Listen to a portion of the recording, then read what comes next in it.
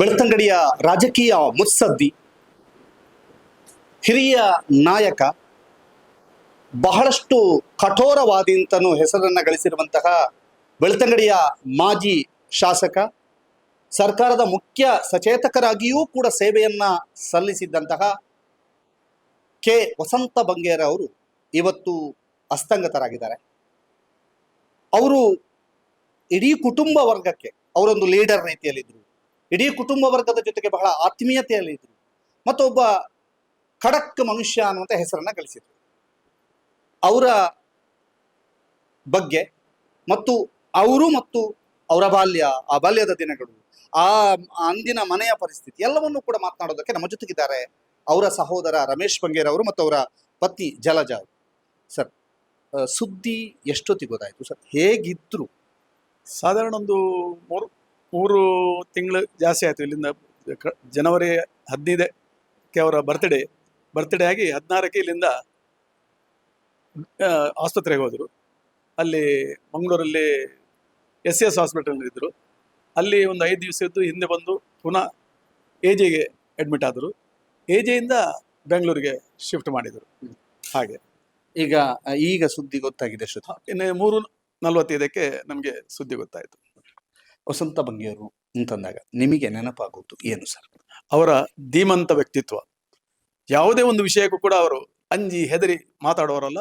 ನೆಟ್ಟ ನೇರ ನುಡಿಯಿಂದ ಇಷ್ಟವರೆಗೆ ರಾಜಕಾರಣ ಮಾಡಿದವರು. ಇಷ್ಟವರೆಗೆ ತುಂಬಾ ಮಂದಿ ರಾಜಕಾರಣಿಗಳಿದ್ದಾರೆ. ಆದರೆ ಅವರೆಲ್ಲ ತಗ್ಗಿ ಬಗ್ಗಿ ಮಾಡಿದಂತ ಹೇಳಿದ್ರೆ, ಇವರು ಯಾವತ್ತೂ ಯಾರಿಗೂ ಹೆದರಿದೆ ಒಂದು ಸತ್ಯದ ಬಗ್ಗೆ ಒಲವು ತೋರುತ್ತಾ ದಿಟ್ಟವಾಗಿ ಮಾತಾಡುವಂತ ವ್ಯಕ್ತಿತ್ವ ಇದ್ದರೆ ಅದು ಕೆ ವಸಂತ ಬಂಗೇರ ಸರ್.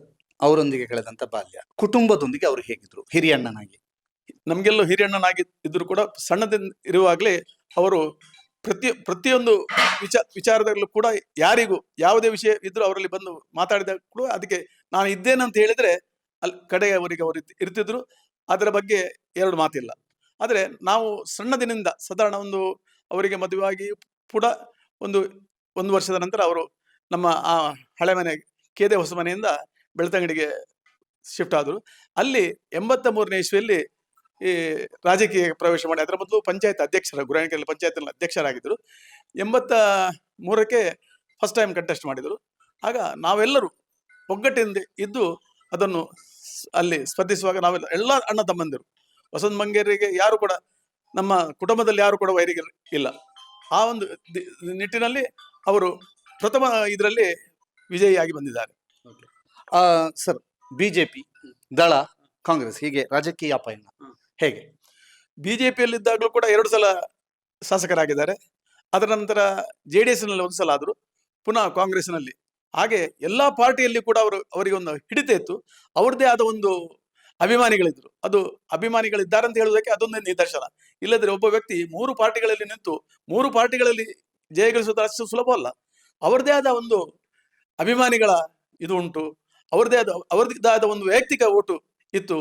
ಆ ಓಟು ಅದರಿಂದಾಗಿ ಅವರು 3 ಪಾರ್ಟಿಗಳಲ್ಲೂ ಕೂಡ ಗೆದ್ದಿದ್ದಾರೆ. ನಿಮ್ಮ ಮತ್ತು ಅವರ ಒಡನಾಟ?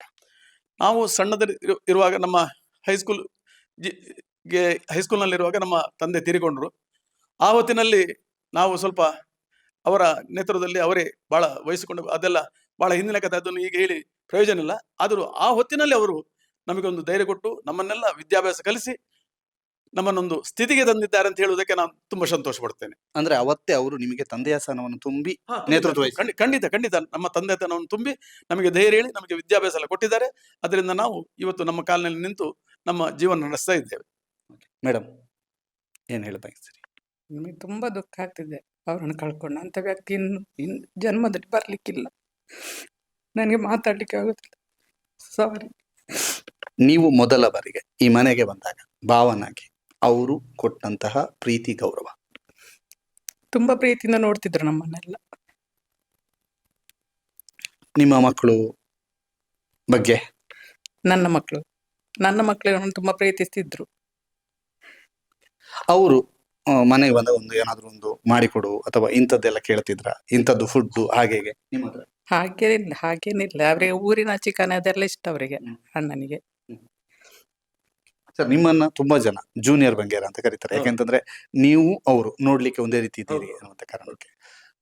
ಈಗ ನೀವು ಎಷ್ಟು ಹೊತ್ತಿಗೆ ಇಲ್ಲಿಗೆ ಅವರ ಪಾರ್ಥಿವ ಶರೀರ ಬರುತ್ತೆ ಏನಾದ್ರು ಗೊತ್ತಾ ಅದು ಮಾಹಿತಿ? ಹೌದು, ಬೆಳಿಗ್ಗೆ 4 ಗಂಟೆ ಈಗ ಅಲ್ಲಿ ಹಾಸ್ಪಿಟಲ್ ಇದೆ ಬಾಡಿ, ಅಲ್ಲಿಂದ ಎಲ್ಲ ವ್ಯವಸ್ಥೆ ಆಗಿ ರಾತ್ರಿ ಹೊರಟು ಸಾಧಾರಣ ಇದೆ ಚಾರ್ಮಾಡಿಯಲ್ಲಿ ಬರ್ತಾರೆ, ಶಿರ್ಡಿಯಲ್ಲಿ ಗೊತ್ತಿಲ್ಲ, ಆದ್ರೆ ಯಾವ side ನಿಂದ ಬರ್ತಾರೆ ಅಂತ ಕೇಳಿಕೊಂಡು ನಾವು ಸಹ ಅಲ್ಲಿಗೆ ಹೋಗುವ ಒಂದು ವ್ಯವಸ್ಥೆ ಮಾಡಿದ್ದೇವೆ.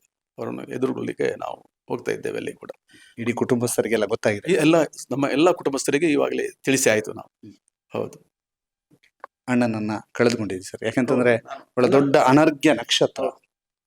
ಅಣ್ಣ ಅಂತ ಹೇಳಿದ್ರೆ ನನಗೆ ಮಾತ್ರ ಅಣ್ಣ ಅಲ್ಲ, ಬೆಳ್ತಂಗಡಿ ತಾಲೂಕಿಗೆ ಮಾತ್ರ ಅಲ್ಲ, ಜಿಲ್ಲೆಗೂ ರಾಜ್ಯಕ್ಕೂ ತುಂಬಾ ಅವರಿಂದ ಲಾಸ್ ಉಂಟು. ಅವರಂತಹ ಒಂದು ಹಣದ ದಾಹ ಇಲ್ಲದೆ ನಿಸ್ವಾರ್ಥ ಸೇವೆ ಮಾಡಿದಂತಹ MLA ಇನ್ನೊಬ್ಬ ಇರ್ಲಿಕ್ಕಿಲ್ಲ, ಇನ್ನು ಬರ್ಲಿಕ್ಕಿಲ್ಲ ಅಂತ ಹೇಳಲಿಕ್ಕೆ ನಾನು ಬಹಳ ಹೆಮ್ಮೆಯಿಂದ ಹೇಳ್ತೇನೆ.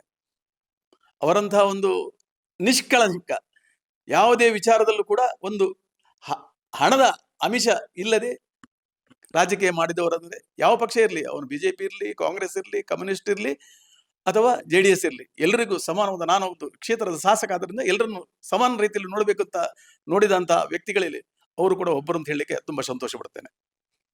ಓಕೆ, ಇದು ಅವರ ಸಹೋದರ ಮತ್ತು ಸಹೋದರನ ಮಡದಿ ಮಾತಾಡ್ತಿರುವಂಥದ್ದು.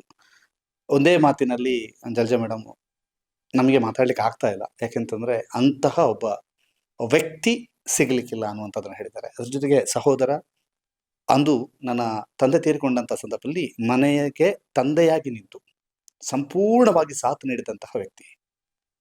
ಅವರು ಕೇವಲ ಅಣ್ಣ ಮಾತ್ರ ಅಲ್ಲ, ನಮಗೆ ತಂದೆಯಾಗಿದ್ರು, ನಮ್ಮ ಗೈಡು ಕೂಡ ಹೌದು.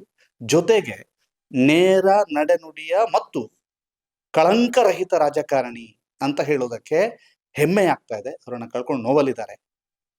ಈ ಸಂದರ್ಭದಲ್ಲಿ ನಮ್ಮ ಜೊತೆಗೆ ಮಾತನಾಡಿದಕ್ಕೆ ಧನ್ಯವಾದ ಸರ್. ಕಾರಣ ಇಷ್ಟೇ, ಒಬ್ಬ ಮುತ್ಸದ್ದಿ ರಾಜಕಾರಣಿಯ ಬಗ್ಗೆ ನಾವು ನಿಮ್ಮ ಹತ್ರ ಮಾತನಾಡಿಸಬೇಕು ಮತ್ತು ದೊಡ್ಡ ಒಂದು ನಷ್ಟ ಇಡೀ ರಾಜ್ಯಕ್ಕೆ, ರಾಜಕೀಯ ವಲಯಕ್ಕೆ ಮತ್ತು ಜನರಿಗೆ ಅನ್ನುವಂಥದ್ದನ್ನು ಹೇಳ್ತಾ ನಮ್ಮ ಜೊತೆಗೆ ಮಾತನಾಡಿದಕ್ಕೆ ಧನ್ಯವಾದ. ನಿಶಾನ್ ಬಂಗೇರ ಮತ್ತು ಪಂಚೇಶ್ ಚಾರ್ಮಡಿ ಜೊತೆಗೆ ದಾಮೋದರ ದುಂಡೋಲೆ, ಸುದ್ದಿ ನ್ಯೂಸ್, ಗುರುವಾಯನ ಕೆರೆ.